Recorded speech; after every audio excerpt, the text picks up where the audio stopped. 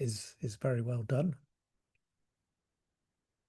So yeah, Interstellar is very good, and has Kip Thorne, one of the top black hole experts in the world, was a consultant on it. So they got quite a lot of the science right. The Disney black hole, that's quite a few years ago now. I mean, that has a great plot device. And there is another one I'm trying to day after to do. I forget the one with Brian Blessed in anyway. Also has a black hole, so those are all things. So yeah, if you put things into a black hole, they just stay there. Um, yes, that is also true still. I think 22 billion black hole is in the British economy. So they're often used as that sort of thing. You know, they're a bottomless pit, or things you can't get anything out of.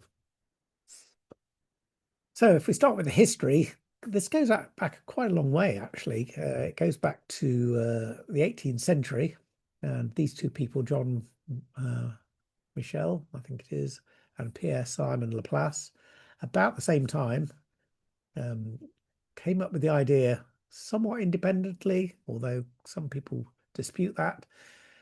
We think John Mitchell was the first one, and Pierre Simon Laplace might have had some communication somehow with this, and perhaps picked it up and run with it. But they thought along the following lines: if you have the Earth, it has this gravitational field that holds us all onto it, and you know, if you try to jump off the Earth, you won't do it very well. But if you can go fast enough, and for the Earth it's 11 kilometers a second, if you're going at that speed, that is the escape velocity, or faster, then you are going to escape Earth forever. You're going fast enough that Earth can no longer pull you back to it because you're exceeding the gravitational escape velocity. So that's Earth, and you know, that's one of the things that rocket engineers fight against. Should you do the same thing on Jupiter, it's a lot harder because it doesn't have a solid surface, but let's assume you're sort of right on the top cloud layers. It's now 60 kilometers a second to escape from that, so considerably more welly required to get away from Jupiter and out into outer space. If we go even bigger to the sun, it's about 617 kilometers a second that you need to escape from the sun. So that's a sort of scale of things. But they were thinking, well, okay, if you've got that, as you get bigger and as you get heavier and more massive, then the escape velocity is going to keep going up. And you know, if it's 617 for the sun, if we just think about that and take it up to something that's big enough that it's now 300,000 kilometers a second, that's now a magic number. That's the speed of light. So at this sort of mass, you would now have something that you couldn't escape from, because the speed of light, you know, it's beyond the speed of light. So even light can't escape from it. And you would indeed have a sort of a dark star, as they called it. You would just have this dark thing not giving out any light, because all the light would be sort of never able to escape. It would be pulled back. Now that's an interesting concept, and certainly a possibility, and is sort of true, but it's actually kind of worse than that, as we'll see, because you know, is there no possibility of escape from one of these things? Is it true that, you know, once you're in there, you're stuck? Well, if we use an analogy such as this is a river flowing downstream, and it comes to a waterfall, and the river speeds up as you get nearer to the waterfall. So if we think of somebody jumping into the river, you can splash around and do all sorts of things, have a lovely time. But if you get too far down the river, and it's not clear to you as the swimmer when this happens, but there will be a point where the river is now flowing faster than you can swim. So at this point, and you know, you just drift past it if you're not aware of things, you come to this point where you can't swim upstream as fast as the water is carrying you down, and you're now committed to the waterfall.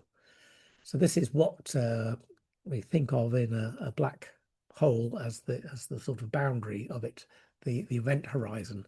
Beyond this point, you are sort of going into the black hole, and there is nothing you can do about it, because at this point it exceeds the speed of light, so you can't swim out of it. Of course, this analogy kind of breaks down because you could swim to the side, or perhaps catch hold of a branch or something like that. But in this pure view, you're now sort of destined to always go over the waterfall, and there's not much you can do. Oops, in the absence of, say, a superhero who comes and takes you away. So you will eventually go over the waterfall, and that's kind of the end of you, unless you happen to have a happy landing. But in this scenario, you could think of ways to sort of defeat that. You could build a ladder and climb back up the waterfall. That's certainly a possibility. Or somebody could throw you a rope from something just above there and pull you up. So that's all a possibility. And that would also be true of one of these dark stars.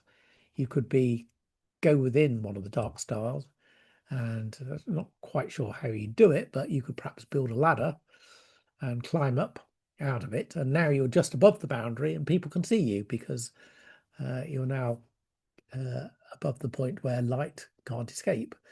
So you could crawl very slowly up the ladder. It'd be heavy work against the gravity, but at least in principle you could reappear from it. So why do we say it's what stays in a goes into a black hole stays in a black hole? Well, the problem comes with Einstein and general relativity. He said gravity isn't as simple as you think it is. It's a lot more complicated and takes these very complex expressions to understand it. But it also does a few other things. And to understand that, you have to understand a little bit about these, which are called light cones. And this is conceptually, I think, rather hard to understand, but I'll do my best to sort of show you how things are. So you're here at the now, at the intersection of these two cones, the green and the orange one. There are things that you can do in your future. You can go places in your future. You can't go there right now because it takes a finite amount of time to get somewhere. So you can go down the road, you could get on a train to London, and you could get there, within so many minutes or hours, depending on where you are. So that's somewhere in your future. And it depends kind of how far it is in your future. So if it's a short distance away, it can be obtained quite easily in your future. If you want to go to the moon, then that takes a little bit longer. If you could travel at the speed of light, it would take just over a second. So you could get there. If you want to travel to the nearest star, it's going to take you 4 years, at least, depending on how you factor relativity into that. So that's kind of, somewhere in your future. I'm here now, I want to be at the nearest star. That's going to be somewhere further in the light cone. And the cone is bounded by the speed of light. So you can't go outside of here. You can't take a shortcut over to somewhere here because you're stopped by the speed of light. So you can get there eventually, but it will take you a certain amount of time. Similarly, there are things in the past that you know about. You know kind of what is happening in the room around you. That is that comes to you through this light cone again. You can understand all these things. You can see TV programs beamed from London, not too long ago. If you want to look at the nearest star, though, that's somewhere much further in your past. So the light cone has to spread out. So it's kind of, I'm doing my best here. Hope you're getting some of this. So basically, there are places you can go and things we can change in our future. And there are also things we can know about in our past. So we can't know about things that have happened in the past, sort of out here in this grey area, because the information hasn't got to us yet. And the further away it is, the longer it takes. A slightly different way of looking at it, perhaps, is a family tree. That if you look at, how you're related to people, then, there's obviously me, my father and mother, father's father, and grandparents and so on, they're all related to me. But there are a load of people out here that I meet every day who are not directly related to me. If I go far enough back in my family tree, then presumably at some point there is a common relation, and I am actually a 58th cousin 20 times removed or something from somebody I happen to meet in the street. So those are my ancestors, and similarly there's my descendants, children, grandchildren, etc. Those are all descendants. So those are all people who are descendants of me. But again, there's going to be a whole load of people outside of this tree who are not descendants of me.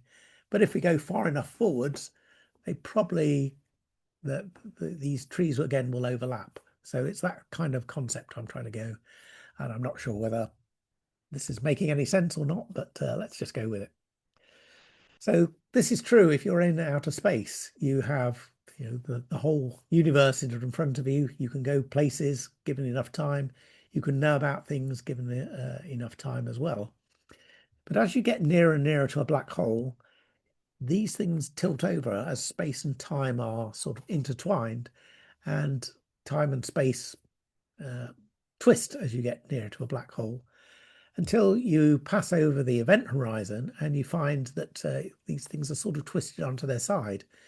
And now all your futures, all the green futures, are within the black hole because of the distortion of space. There is nowhere you can go to escape it. Whichever direction you head off in takes you further into the black hole. It's it's an alien concept, but that's why you can't get out of it. No matter what you do, all your destinies are within the black hole. There's nothing that allows you to send information out. You can perhaps know things about, you can perhaps see things coming in, but there is nothing you can do to send out. You can't pass a stick out, you can't send a light beam out, you can't do anything to escape the black hole. So, that is why they say, what happens in a black hole stays in a black hole. There is nothing we can get out of a black hole.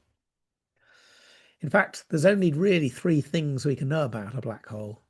We can know how fast it's spinning. So that's one of the things that is sort of makes it out into the universe at large.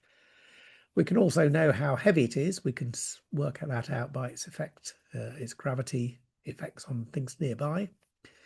And the only other thing you can find out about a black hole is whether it's got an electric charge or not.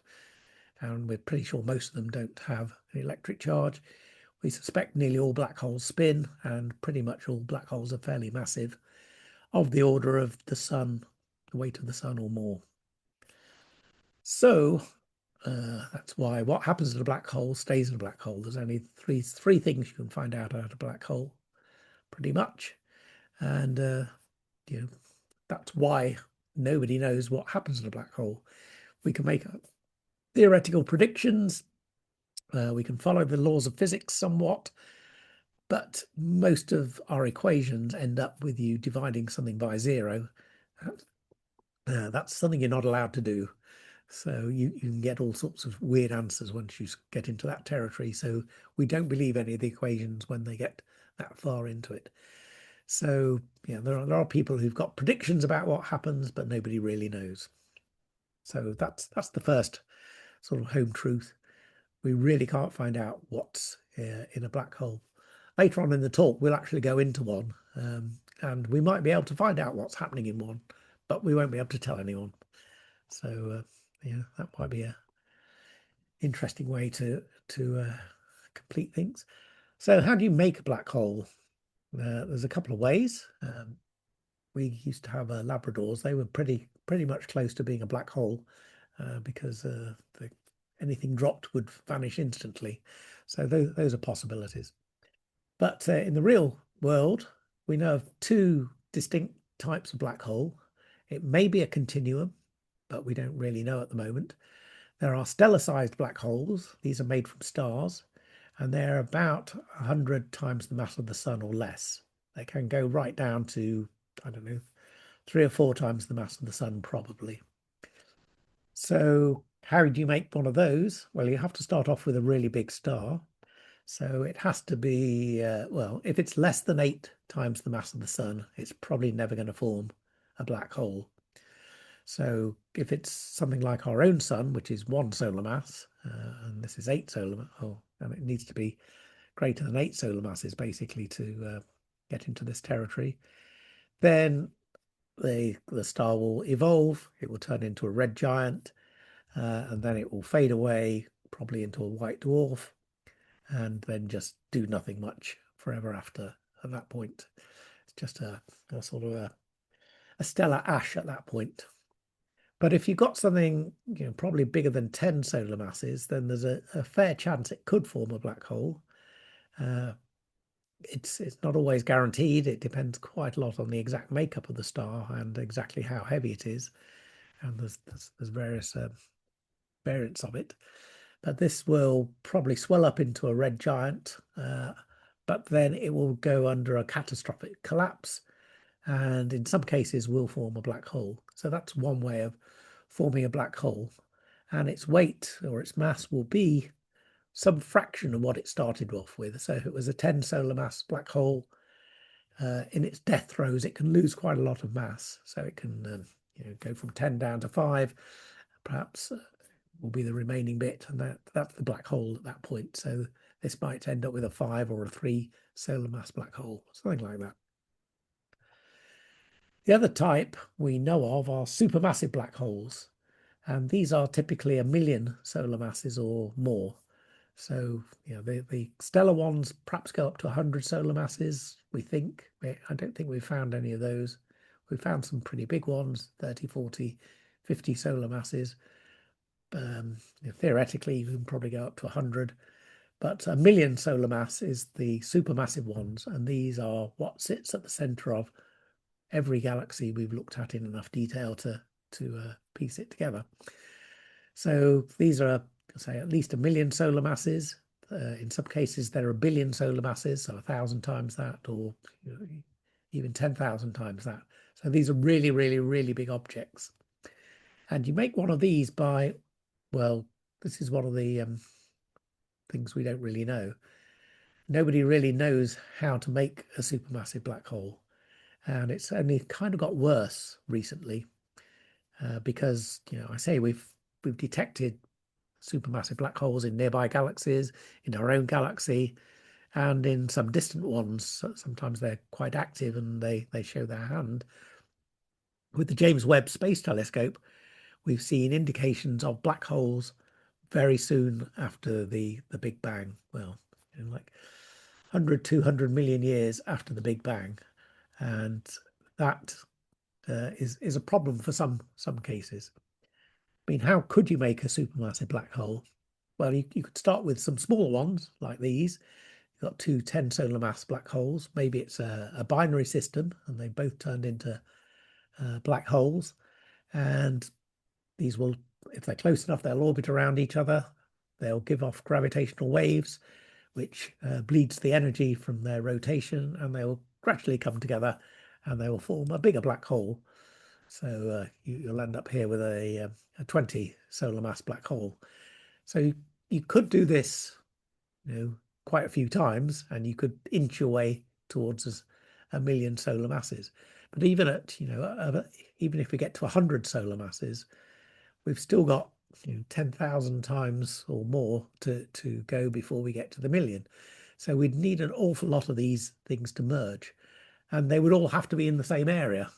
So we, sometimes we can find triple star systems, quadruple star systems, and so on. But getting 100,000 stars sort of all orbiting each other is pretty much unknown. So it's not that easy to do that. Another way you could grow is you could accrete stuff. So you could gobble up planets, you could gobble up other stars, but again, they're not that common. You could maybe find a few nearby. Our nearest star to us is Alpha Centauri at 4 light years away. There's a very slim chance of us gobbling that up if our sun was to turn into a black hole. It's just far too far away to be influenced by that. So that's not a very good way. But there's plenty of gas and dust floating around, particularly in galaxies. There's quite a lot of this stuff. So you could accrete that. You could slowly build up over a few million billion years. You could get quite a lot of this, and you could grow quite large. But the accretion has some effects. As you get this stuff coming in, you get this sort of a donut around the black hole of stuff that's going around quicker and quicker as it spirals in. It's very similar to pulling a plug out of a bath or a sink. You see the water doesn't just disappear straight down. It circles around before sort of gurgling down and disappearing forever. That's not a bad analogy for this thing happening. But that's also limited because as it spirals in, it gets really quite hot. This is an artist's impression of that. So you can see all this stuff spiraling in. There's a lot of friction between it. It's also losing energy as it losing potential energy, gaining kinetic energy. So it speeds up and up and up, and it gets very, very hot. And it starts emitting radiation at that point. So this is how we see some of these black holes, not from the actual black hole, but from the stuff around it. So these can get to like millions of degrees centigrade, Fahrenheit, or Kelvin, take your pick. You also get very, very strong electric currents because most of these atoms have lost their electrons, so they're like huge bus bars or something like that. And so it gets really, really hot and it starts radiating energy out. So you get all this radiation out. Radiation it's mostly massless particles, but they do have momentum and they can push stuff away. So the more stuff you start to accrete, the more of this radiation builds up and it starts to push stuff away. So they're kind of limiting their ability to grow. So in fact, Arthur Eddington worked this out in the 1900s somewhere. He came up with this formula that tells you how quick you can grow at a maximum. It's called the Eddington limit. So you plug some numbers into that formula and you can work out what the maximum ability for a black hole to consume stuff is. And you can build up a supermassive black hole given the length of time that the universe has existed. But this doesn't really work for these black holes we've seen very soon after the Big Bang. So that's an issue. There are some ways to defeat the Eddington limit, but it's tweaking it. You can maybe get to 150 times or 150% of it or something like that. You can't sort of exceed it by huge numbers. So it's very much like you're trying to fill up the black hole by pouring water into it from a hose, and the black hole fights back with a fire hose and just blasts you all away. So that's kind of one of the issues with this, that we really don't know how to do that. I said we've discovered them. So these are some of those that have been discovered. Here's the age of the universe. So there's a couple here from about 1 billion years after the Big Bang. There's another one down here at 600 million years. And I think since this, we've found a couple of others even further down here. So however these are formed, they seem to be formed very, very quickly. And this is kind of the territory before many galaxies and stars have really got going. So it's quite possible they're formed by some other mechanism, perhaps something to do with the Big Bang. What's this one telling us? Yeah, so this is as far back as we can see. We can see back to 380,000 years after the Big Bang. The universe is cloudy after that. So we've seen things in these dark ages. We've seen the first protogalaxies that seem to have evidence of these really large supermassive black holes. And yeah, we're at a impasse as to exactly how they're formed. So if anybody's got any ideas, I'm quite happy to go halves on with you with an elbow prize if that's something you can think of. The next issue is, are they really black? So certainly the early thoughts were, yes, light can't escape. But Stephen Hawking came along and said, no, they're not really black. They are faintly glowing. So they glow with a very faint light. He used quantum mechanics and general relativity and said, oh, they emit radiation, so therefore they're not black. And how do they do this? This is the very simplified form, I have to say. So there's something in physics called the Heisenberg uncertainty principle. This is often position and momentum. So if you know where, and this only works for things that are really tiny, if you know where an electron is, you don't know how fast it's going. If you know how fast it's going, you don't know where it is. And this was changed into this, which was an equivalent form of it, that if you know how much energy something has, you don't know how long it's had that energy. Or if you know how long it's had that energy for, you don't know what that energy was. This is a very fundamental rule. It only applies at really, really small levels. This H is Planck's constant. That's a very small number. So that constrains it, but there is a limit to what you can know about things. And this is kind of at the very basics of things.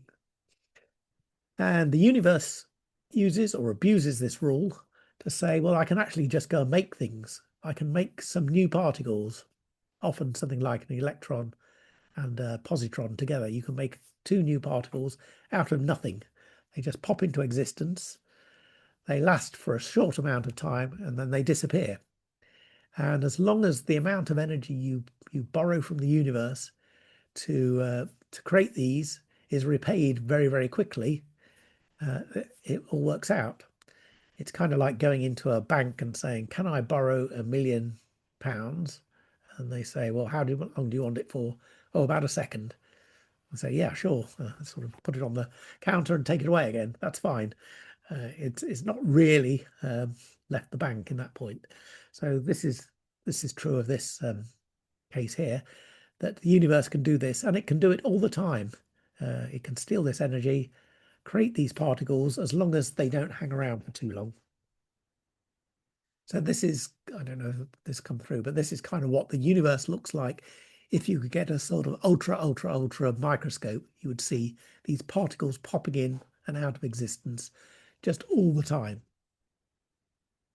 How does this apply to black holes? Well, if this happens somewhere near a black hole, these particles pop into existence. They last for a very short amount of time. They're called virtual particles because they kind of don't really exist, and then they disappear. Everybody's happy. The universe hasn't really noticed any change because it's all over and done with very, very quickly. But if this happens quite close to the black hole, to the event horizon, and one of the particles goes across the event horizon, it now cannot ever come back. So this one will disappear into the black hole, and the other one will probably escape. And this is the radiation you see. You see this stuff coming off the black hole. So they're actually glowing with this faint radiation called Hawking radiation. It's still theoretical. Nobody's ever actually seen it, but all the sums do seem to add up right.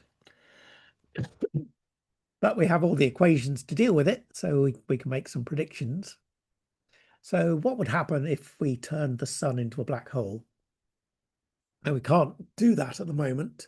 The sun is far too small to form a black hole under any of the mechanisms we know currently. But let's just assume it did. It would be, I think, about 30 kilometers across, or at least the event horizon would be about 30 kilometers. How big the real black hole is anybody's guess. And what sort of radiation would be coming off this? I think Stephen Hawking again came up with a formula for that. And here it is. The temperature of the Hawking radiation coming off that is equal to this equation. You don't really need to know much about it. Everything in here is pretty much constant. Apart from the m. M is the mass of the black hole. So it's inversely proportional to the mass of the black hole. And if you do the sums for the sun, it's about 60 nanokelvin. So that's 60 billionths of a degree above absolute zero, which is a tiny, tiny amount of radiation. So this is why it's very difficult to see, because there's almost nothing coming off from there. Excuse me a second. And it's worse than that. in the current thing. Oh, you can also say how long will it last for because it's evaporating very slowly, giving off 60 nanokelvins at a time. Here's another formula. This one is the how long it lasts for, and it's proportional to the cube of the mass. So you work that out. The evaporation time for the sun as a black hole is 2 times 10 to the 67 years. That's a ridiculously long time. It's many, many, many, many orders of magnitude larger than the lifetime of the universe so far. So yeah, it works, but it's really quite feeble. And in the case of the sun, it wouldn't work particularly well because we have something called the cosmic microwave background. This is a sort of radiation field flooding the entire universe at very cold temperatures, 2.73 kelvins. So this will be pouring into the black hole, and it's 2.73 Kelvin coming in, 60 nanokelvin, 60 billionths of a Kelvin coming out. So this is going to dominate for many, many years until the cosmic microwave background chills down to below 60 nanokelvin, which is also very far in the future. But if we pick some other objects, if we turn the moon into a black hole, again, I don't know how you do that, but it would radiate about the same temperature as the cosmic microwave background. So it kind of break even in that case. There'd be this radiation coming in and radiation going out. They kind of balance each other. But if you go to something much smaller, let's take a blue whale, for instance, and work out, okay, if we're going to turn this into a black hole, which I urge you not to do because it's quite cruel to the blue whale, but not for very long, I have to say. This would radiate much, much hotter temperature, 28 times 10 to the 17 Kelvin. That's really hot. And if you calculate its lifetime, it's about a quarter of a second. So if you did turn a blue whale into a black hole, it would radiate enormous amounts of energy, but only for a quarter of a second, and then it would vanish. So yeah, its lifetime would be short. You could do the same thing with me. If you took me and compressed me into a black hole, I'd radiate even hotter, 10 to the 21 Kelvin, kind of a meaningless number, but only for, what's that, about a 10 trillionth of a second.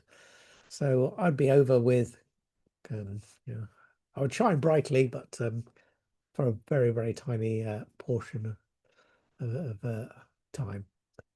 So this seems to be something that would limit various cases. I don't know if you remember back to when the Large Hadron Collider was turned on, but there was some panic at the time that it might create micro black holes and sort of the size of protons or something like that. And this might be disastrous. The whole of the Earth might be swallowed up. Well, if it's going to be perhaps the mass of a proton or something like that, that's going to last even shorter. So the black hole would kind of disappear before it had a chance to do very much. So that's one of the reasons why the physicists at CERN were not really worried about this line of reasoning that a black hole might consume the entire Earth. And secondly, they didn't think it was going to happen anyway. They didn't think they could make a black hole. So let's consider what would happen if you fell into a black hole. If you're just minding your own business and creeping up to a black hole, what would happen? If we pick a good one to start with, we pick one of these supermassive black holes. That's a nice one to pick because we'll see it doesn't have some properties that might get in the way. And it's also, we'll pick one that's not accreting stuff. So it's not got this sort of donut and material around it that's glowing super red hot, giving off X-rays and gamma rays and things like that. We just creep up to it and we come to the event horizon. We're probably not even aware of the event horizon. We just cross over and go into it. It's a bit like swimming down the stream. We can look back and see perhaps the spaceship we came from.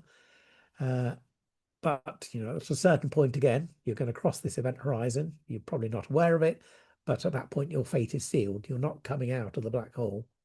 All your futures lie within it. So you may well discover interesting facts about the black hole in your fairly short lifetime ahead of you, but you can't tell anyone. There is no information you can pass back out of the black hole at this point. So that's probably bad news for you. If other people are on the spaceship watching me go into the black hole, then they see a different view. They see me slowing down. Everything becomes slower and slower motion. If they could see a wristwatch, they would see it ticking, ticking, slower and slower. And I would also be going redder and redder color.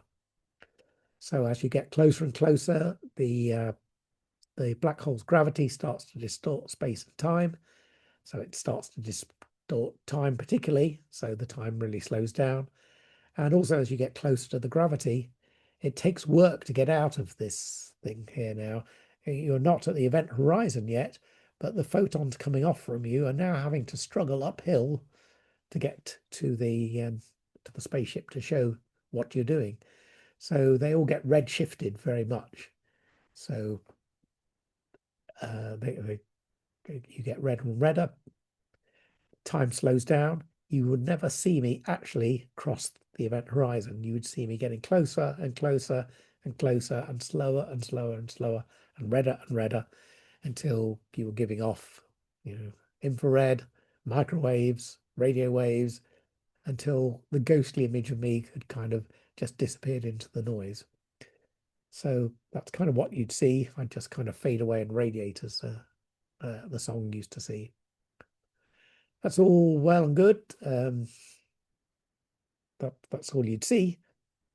If you picked one of the smaller black holes, though, one of these stellar ones, then things are a lot more tricky because now you're subject to tidal forces. So the tidal forces are what's going to do you in probably before you cross the event horizon. So in this one, you're doubly whammied. You probably don't get even to see what's inside the black hole before you're dead.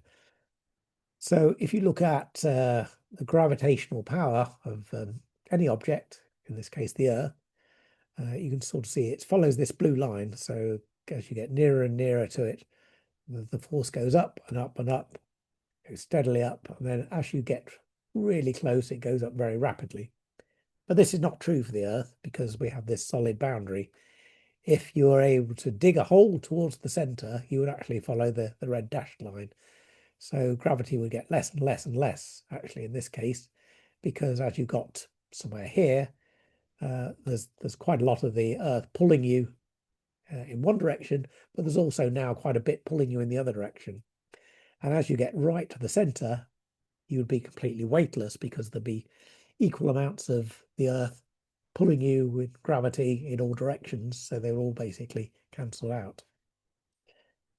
But this blue line is a problem because with a black hole, you can get really close to the center of the black hole. So, as you move along this line, you keep approaching the black hole. You haven't quite got there yet, but the force of gravity goes up very, very rapidly. So as you creep along this line, you get to this position here, where there's perhaps a 1 centimeter difference between this point and this point, and the gravitational force is quite different. It's far stronger 1 centimeter towards it than it is 1 centimeter away. So this is where you're starting to get this tidal force, and this force is what's going to do in for you, because now the force on your feet is much stronger than the force on your head. So you get stretched out at this point. So as you approach it, you will just get pulled out into a long string.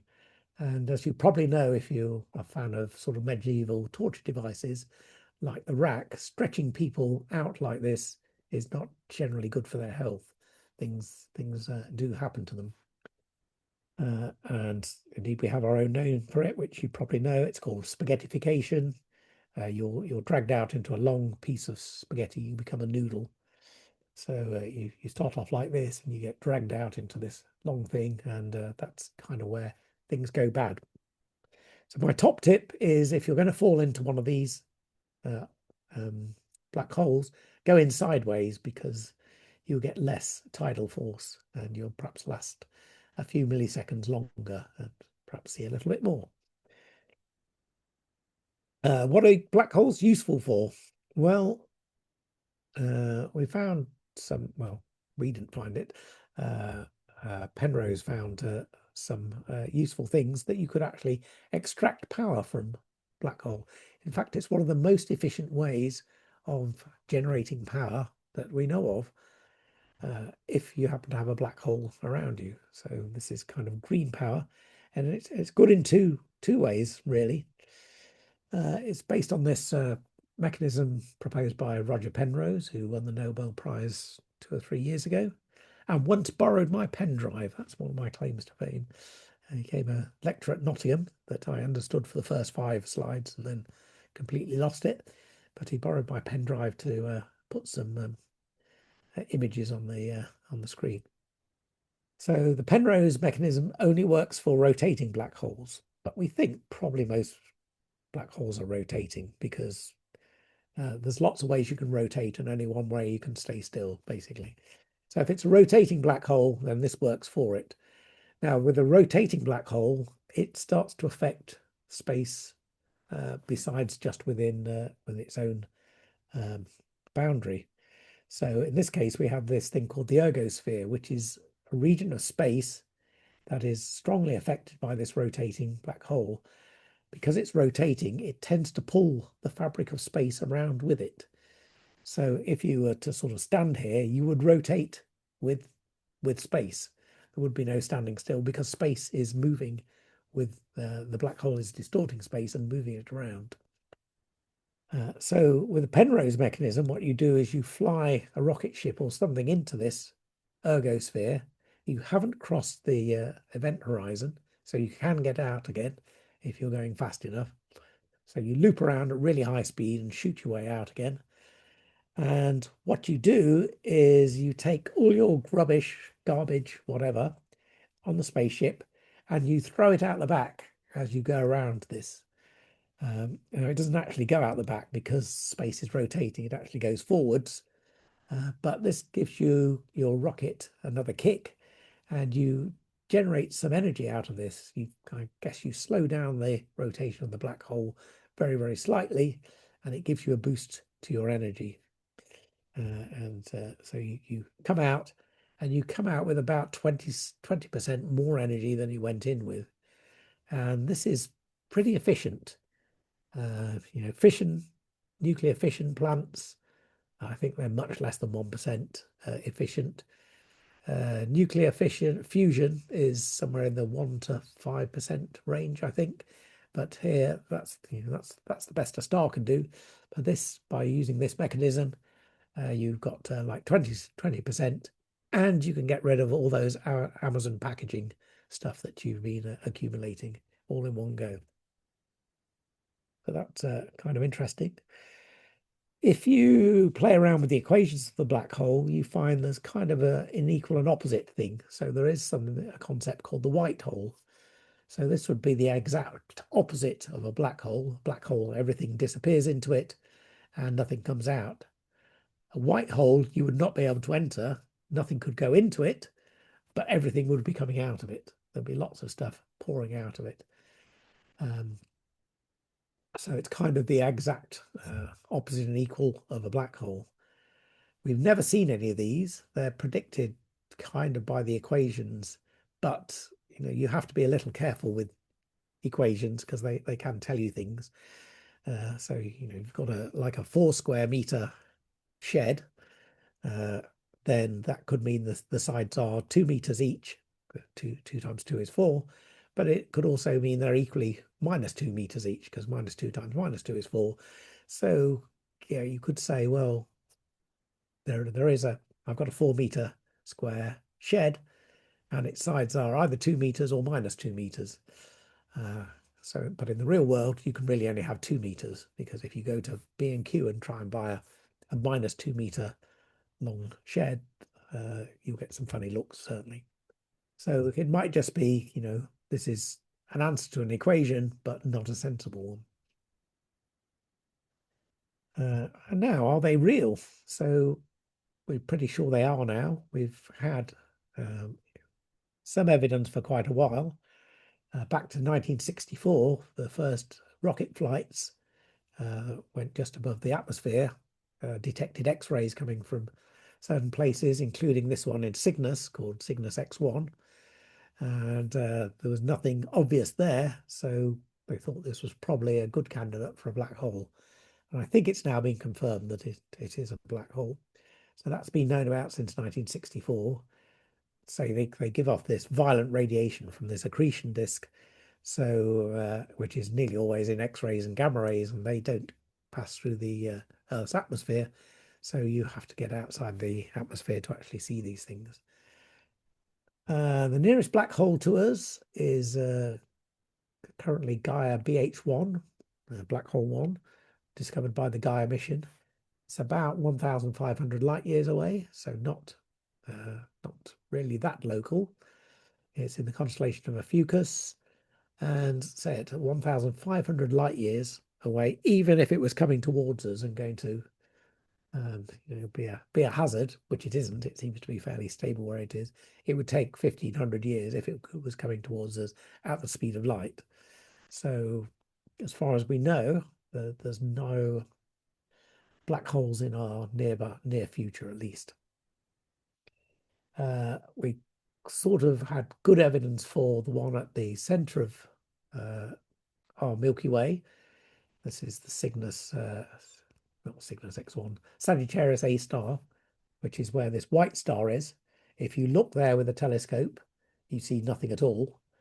But if you run the animation, what you can see is stars going around this white starry thing. And they're all looping around there, and there's nothing there to loop around. So you're limited about what could have that sort of effect on things. You can work out from how quickly these stars loop around, how much mass there is there, and it turns out to be about 4 billion solar masses. So it's a really tiny area. We'll see how big shortly, but it's having a big influence. So this is something really massive that we can't see. There's very limited ideas for what it can be. It can't be a collection of stars, for instance, even really close together, because they would shine brightly and we'd be able to see them. So the black hole seems to be the best answer to this. Also, some of those stars are going around at fantastic speeds. That one S02 there is about going, when it gets closest to that central point, it's about a third of the speed of light. It's zipping around there. So you would certainly get motion sickness, I think, if you were on a planet going around that one as it whipped around.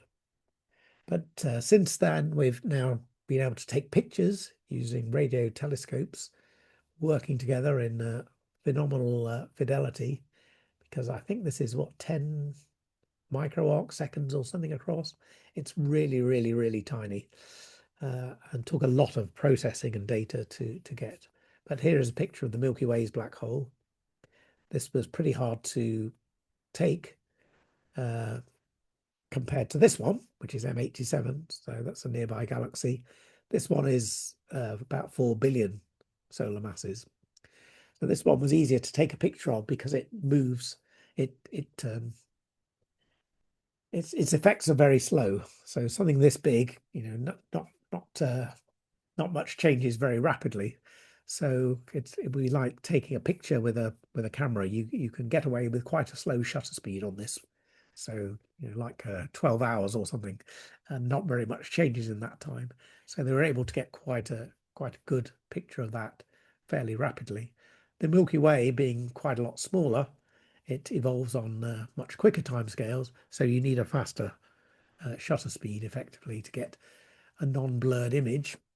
And so that was much harder work to get that, despite being quite a lot nearer. How big are these things? Well, the M87 one is pretty big at 4 billion solar masses. This is overlaid with Pluto's orbit and Voyager 1. So the black hole is somewhere in this center here. What we're actually seeing is light orbiting around it. And so, out to where Voyager 1 is, what's that, about 150 astronomical units, something like that. So it's quite big in some senses, and it's bigger than our solar system, but it's tiny in respect to the galaxy. This only gets probably 1% of the distance to the next nearest star in our area. So Alpha Centauri would be way, way, way, way outside this picture. Probably in, I don't know, if it was in England and on Nottingham, it would be probably somewhere in London, the next star on this scale. So that's a long way to go. Sagittarius A star, our own one, is much smaller. You could fit it reasonably well in the orbit of Mercury. So you could replace the sun with this supermassive black hole. That would have a few effects on us. We'd have to orbit a lot quicker to stop falling in. Mercury would probably be toast. That's going to have a bad time of it. We might be okay at 1 astronomical unit. I suspect not. I suspect there'll be quite a lot of intense radiation from it.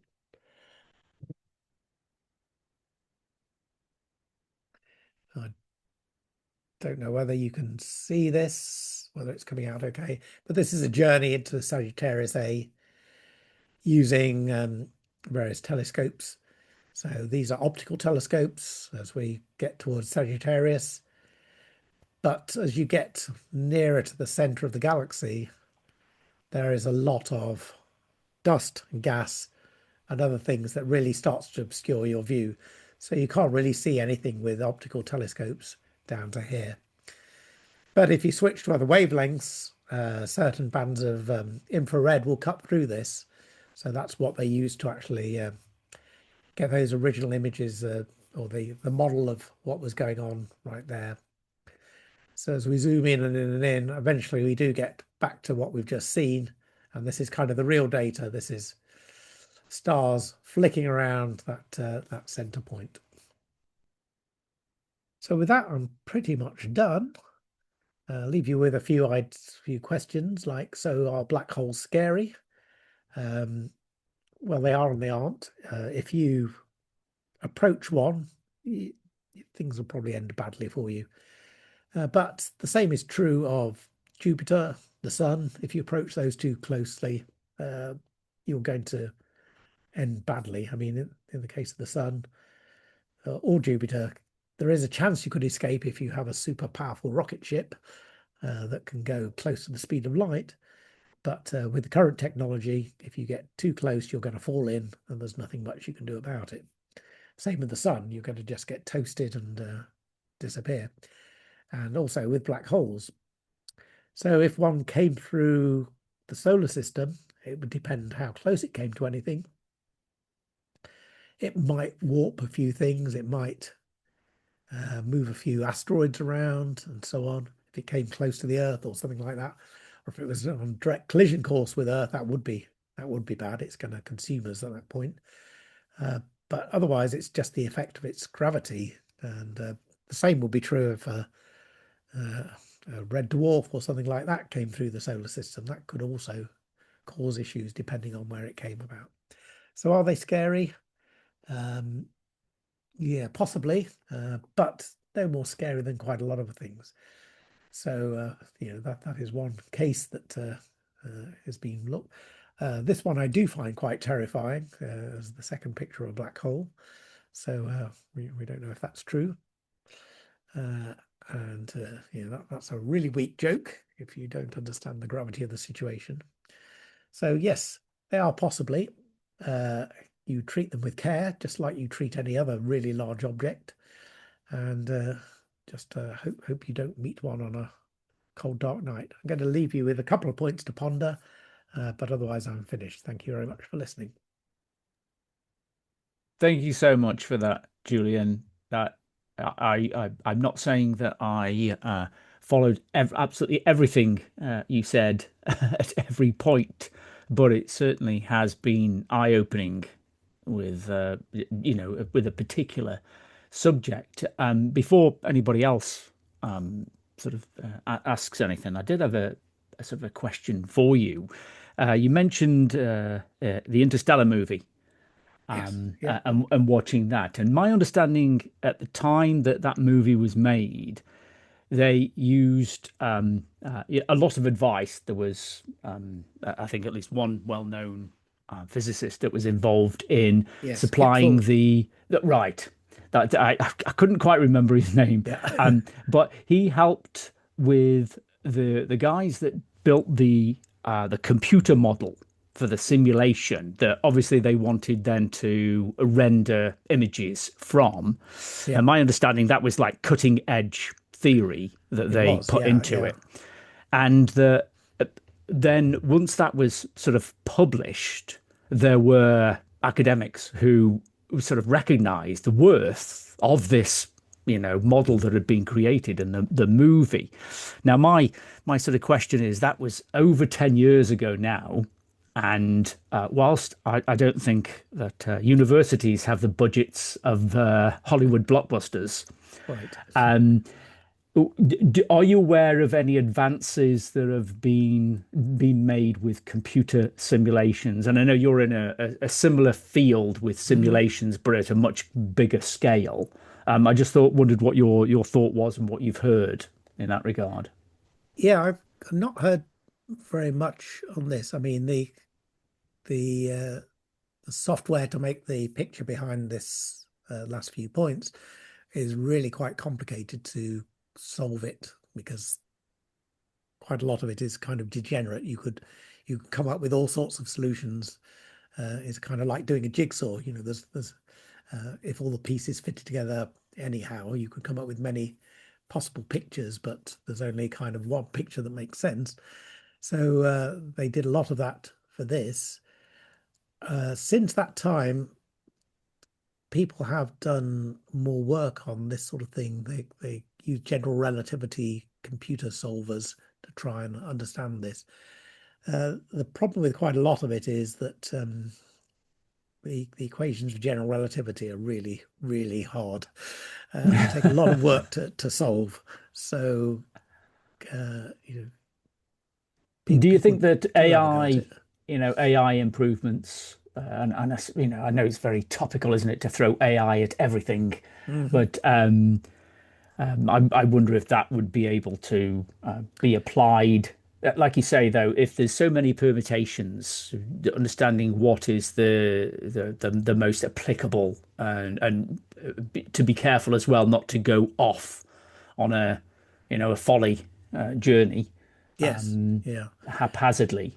I Yeah. don't pretend to understand myself, but Yeah. I can see how it could be done, but also the benefits that could be had. Yeah, I don't think that AI will particularly help with that sort of thing. I mean, it might suggest better ways to do things or um, better algorithms, perhaps, or things like that. But actually solving the equations, I think it's a possible thing that quantum computers might help with because they're very good at solving particular types of equations.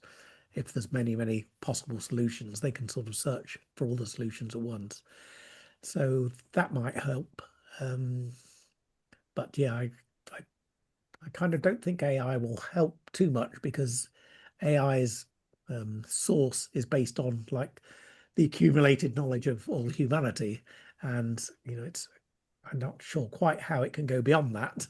Uh, so I think there's still a place for researchers at the moment who Well, are yeah. thinking, weird thoughts and saying, "Oh, I wonder what happens if this." So, you know, maybe in a few years we'll have a sort of a general AI that can think outside the box, sort of thing, and come up with things. I mean, I've seen some really good AI programs. That, in fact, there's a guy at Nottingham who works on it, and you can sort of give it a new physics problem, and it will write a paper describing, this here's a solution to what you want to do, and it's almost ready to publish. It's phenomenally good.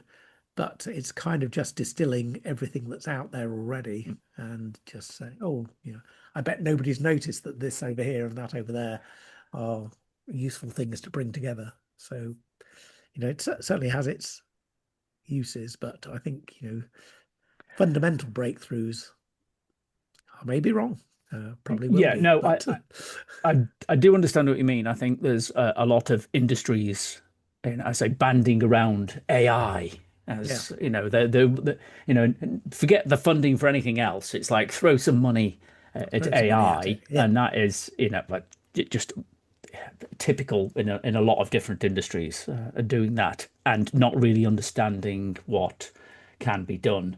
But who knows in the future. indeed. Yeah. Does anybody else have any questions? Please unmute and come forward. Yeah, I've got one.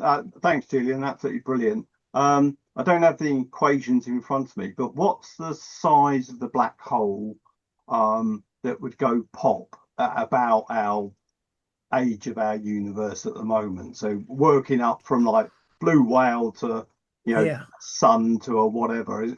I'm just trying to think, that if there are creation of, obviously not very large black holes, but that scale that would be going popping now, which I think Stephen Hawking sort of said that you could pick a mass of a black hole, be it size of Jupiter or something, and it would be popping about now or something. I Yeah. can't remember what it was. No, that's a very good question and one that a lot of people have looked into, because one of the things that we worry about is something called dark matter. We don't know what dark matter is, but one possibility is that, I said probably something in the Big Bang created these supermassive black holes. If that's the case, maybe it also created lots and lots of smaller black holes. And that is one of the candidates for dark matter. If there's loads and loads of these small black holes drifting around, then that would also work as a candidate for dark matter. But they would have to be a certain size, because if they were too small, they'd Yeah, already gone that pop. probably. Yeah, So the limit is, I think, at the moment, something about the mass of Mount Everest. That's the right. smallest one that could Yeah, still be around at this point. right, Uh, and others, they can always be bigger than that, but anything smaller would probably have evaporated by now. right. Okay, cool. And then as a follow-up, if nobody else, um, when we went from the sort of ionization phase of the early universe to obviously then going from the dark age to the new age kind of thing, Yeah, matter, etc., you're going to have a lot of kind of nearly inert matter before it's created stars, and it's still quite condensed yeah, and not super hot. Could you then collapse that matter kind of very quickly, i.e., in tens of years or even a year, etc., take a big batch of matter, say 100,000 solar masses, and collapse that into a semi-large supermassive black hole? And then when you condense those, they coalesce. You only need a couple of coalesces to start getting into the mm, million side. So yeah, instead of trying to do it through that incremental 2, 3, 10 mass, if you could create a 50,000, 100,000 solar mass black yeah, hole very quickly at that post-ionization phase, because you've got a lot of hydrogen, not basically hydrogen, a little bit of helium. yeah. Could that, before you start creating the stars that then have to go through an evolutionary cycle to generate a black hole for a supernova and do that accretion process? Yeah, that's a really interesting idea. I'm just trying to think off the top of my head what might be right or wrong about it. And I Well, I can't obviously believe I've come up with an original idea. I haven't in my right. life. So, Get that paper written out and get your ticket to Sweden. Oh, Norway rather, yeah. Uh, so I think, yeah, I think there are a few things perhaps against it. So the universe was still really hot after in the Dark Ages. So I forget what temperature it was when the yeah, 380,000 year when cosmic yeah, microwave background was formed. I think it was like 5 or 6,000 degrees Yeah, or something like that. So at that temperature, it's really hard to get gas clouds yeah, to collapse. They need to be really cold. yeah. It's not a cold material, and therefore Yeah, its own temperature would yeah. naturally be keeping things apart.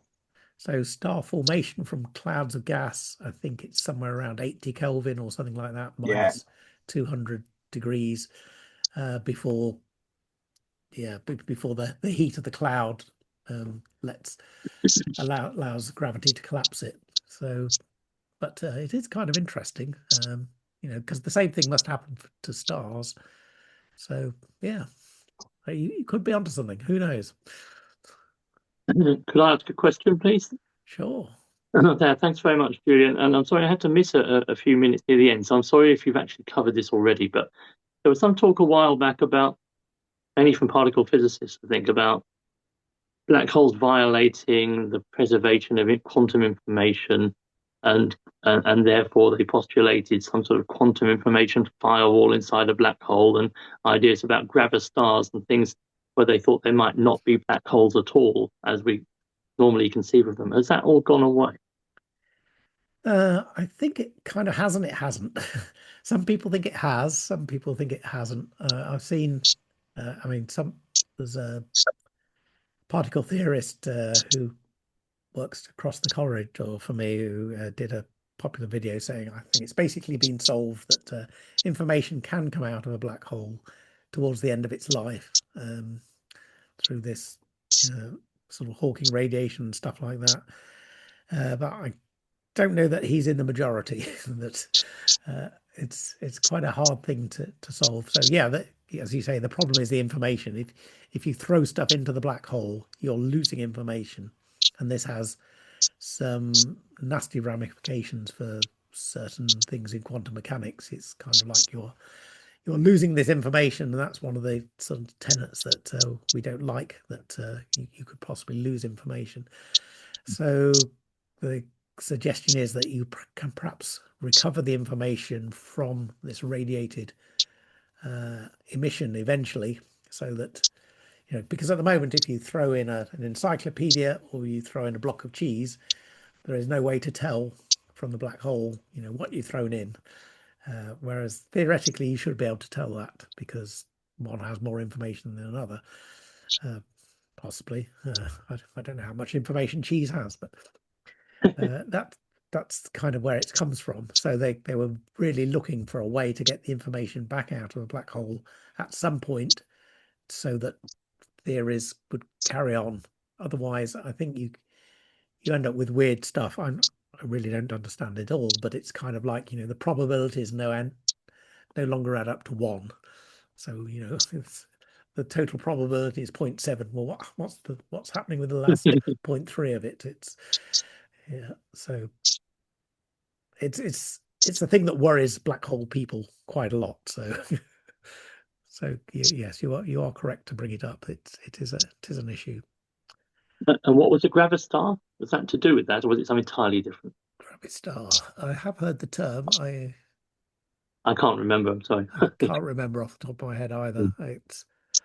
I guess it's one of these kind of rather specialized things that, or specialized circumstances, you can get something to happen. You can get there's something called a dark matter star, which is huge, because dark matter doesn't stick together very well. But if you get to a certain size, then it will generate energy. So it may well be something along those lines. But yeah, sorry, Yeah. you caught me that. No, thank you. Thank you very much. That's been really good.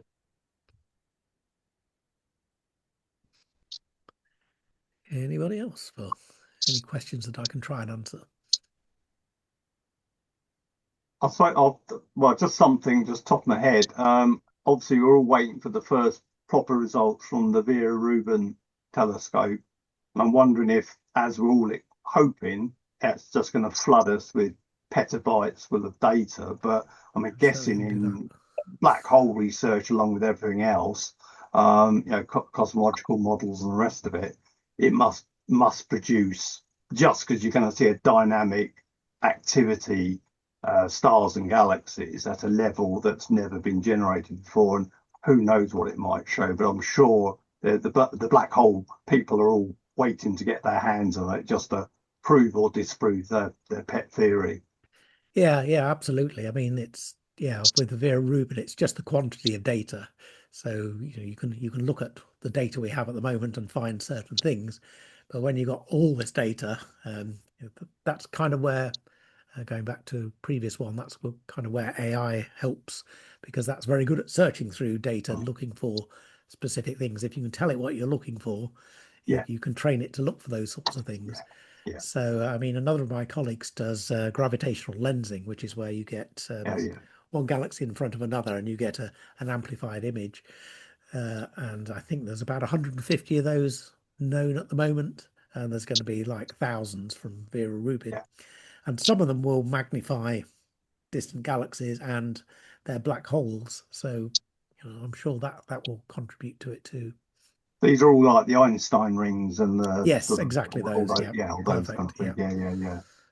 Yeah. I suppose I have one other question that I've never properly understood.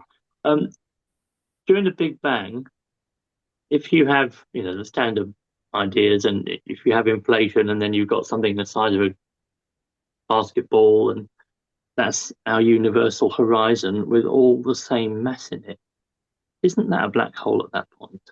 How do we end up not in it? If you do the calculations, yes, we're all living in a huge black hole, basically. So, yeah, I don't know how you resolve that. Kind of what it means, but yeah, in some senses, we are all living in a giant black hole, even today. That's certainly my finances, anyway. Yes, that's where all the biros disappear to too. Yes, the socks and biros. Socks and biros, yes, exactly. Julian, outside of teaspoons is the other one, isn't it? Yeah. Julian, outside of this particular topic, I wondered what you're working on at the moment. Well, I'm looking at like clusters of galaxies and how they. How long ago was it? About oh no, it was over the summer. I published my last paper, which there's a big gap between that one and the previous one. That was looking at how galaxies evolve over time and whether the biggest things at early on are still the biggest things now, or whether some of them grow and then just stop. And some of them do seem to do that. They grow and then they just haven't got anything more to grow with. So that's kind of what I was looking at. I'm hoping to do some work on superclusters next. So clusters of galaxies sort of thing. So just working out how to dig that out of big data sets. Good luck. Yeah. Got a 35 gigabyte file to process. Oh, right. Okay. Well, I think that looks like it's the end of the evening for us. Once again, thank you very much. It's been a joy to listen to that presentation, and hopefully you'll come back and see us again in the future. I certainly hope so. And yes, thank you very much. Thank you, Julian. Thank you, Julian. Super. Thank you for inviting me. Have a good evening, rest of you. Yeah, thanks, guys. Bye. Bye-bye.